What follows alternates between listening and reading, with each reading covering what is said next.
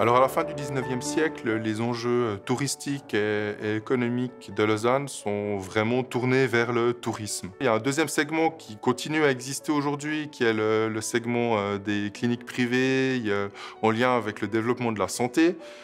Entre autres avec le développement de soins qui sont à l'époque des soins qu'on veut de pointe, en lien avec l'électricité, avec des bains électriques par exemple, le développement de ceintures de radium pour donner en théorie des soins techniques et donc de qualité à leurs clients. Durant les années 1870-1880, le grand industriel Jean-Jacques Mercier va chercher à développer l'industrie au sein de la ville.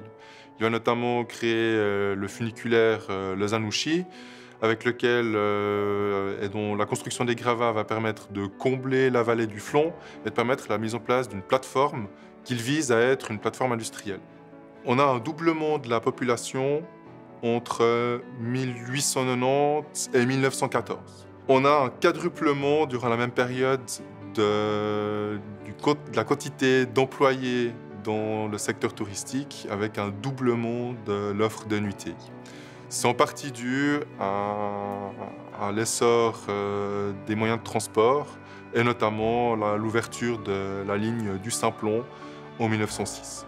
Lausanne est également une ville d'éducation. On vante évidemment les grandes écoles, l'école technique de Lausanne qui deviendra l'EPFL. On a également un certain nombre de logements qui est prévu, des pensions qui sont offertes tout dans la ville pour les étudiants, les futurs ingénieurs qui veulent se former à cette nouvelle industrie de pointe. Tous ces éléments vont attirer une série d'hôtes de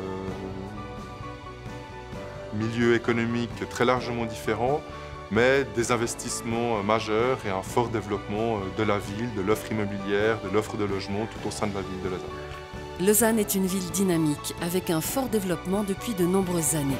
Le marché immobilier a évolué au même rythme, créant des opportunités que la régie Galland a su saisir, faisant d'elle un acteur économique incontournable de la vie lausannoise. Notre régie s'est évidemment inscrite dans ce mouvement de développement économique général. Mais dans ces moments de grande prospérité des affaires, il faut veiller à ne pas se laisser griser ni déborder.